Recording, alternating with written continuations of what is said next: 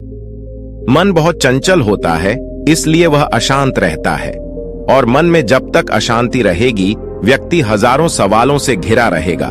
व्यक्ति को जब तक मन में चल रही सवालों के जवाब नहीं मिलेंगे उसका मन अशांत ही रहेगा। लेकिन सवाल यह है कि मन को नियंत्रित कैसे किया जाए और मन को कैसे समझा जाए।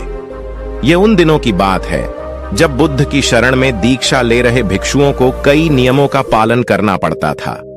वे किसी के भी घर 3 दिन से ज्यादा नहीं रुक सकते थे। यह नियम स्वयं बुद्ध ने बनाया था। उद्देश्य यह था कि उनकी सेवा में लगे लोगों को किसी तरह की कोई तकलीफ न हो। बुद्ध और उनके भिक्षु जब यात्राओं पर निकलते थे तो वे रास्ते में आने वाले गरीब घरों में ही शरण लेते थे। वे इन घरों में ज्यादा से ज्यादा 3 दिनों तक रुक सकते थे। 3 दिनों के बाद उन्हें अगली यात्रा पर निकल जाना पड़ता था। एक दिन वे ऐसे ही एक गांव में पहुंचे।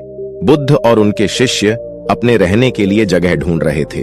बुद्ध के एक शिष्य आनंद को एक खूबसूरत वेश्या ने अपने घर में रहने के लिए आमंत्रित किया। आनंद ने उसे कहा कि वह उसके घर पर रह सकता है, पर इसके लिए उसे बुद्ध से अनुमति लेना होगा।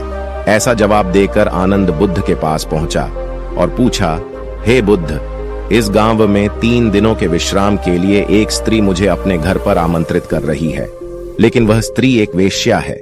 क्या मैं उसके आमंत्रण को स्वीकार कर सकता हूं? बुद्ध ने आनंद की ओर मुस्कुराकर देखते हुए कहा, अगर वह तुम्हें इतने प्यार से आमंत्रित कर रही है तो तुम्हें उसके निमंत्रण को ठुकराना नहीं चाहिए। जाओ और आराम से उसके घर में रहो। बुद्ध की यह बात सुनकर दूसरे शिष्यों सोच में पड़ गए। उन्होंने बुद्ध से पूछा, आप आनंद को एक वेश्या के घर कैसे भेज सकते हैं? यह तो भिक्षुओं के आचरण के खिलाफ है। बुद्ध ने कहा, तुम लोग थोड़ा इंतजार करो, तुम्हें 3 दिनों में अपने सवाल का जवाब मिल जाएगा। सारे शिष्य चुप हो गए। फिर आनंद अगले 3 दिनों के लिए उस वेश्या के घर रहने चला गया। बाकी के शिष्य आनंद की जासूसी में लग गए और आनंद की सारी बातें बुद्ध के कान में डालने लगे। बुद्ध शालीन मुस्कान लिए चुप चुप सुनते रहे। पहले दिन वेश्या के घर से आनंद और महिला मिलकर संगीत गाने की आवाज सुनाई दी। एक भिक्षु का वेश्या के साथ यूं संगीत गाना सुनकर शिष्यों ने कहा, आनंद बदल गया।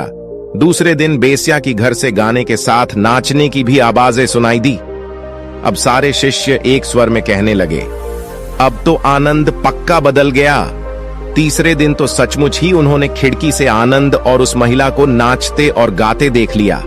सभी शिष्यों ने यह अनुमान लगा लिया कि आनंद इतनी मौज में है तो वह भिक्षुओं के साथ आगे की यात्रा पर नहीं आएगा। अगले दिन सभी भिक्षु गांव के बीच चौक पर जमा हुए। सभी ने आनंद के आने की उम्मीद छोड़ दी थी।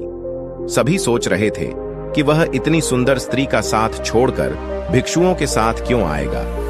परंतु तभी सबने आनंद को एक सुंदर स्त्री के साथ अपनी ओर आते हुए देखा।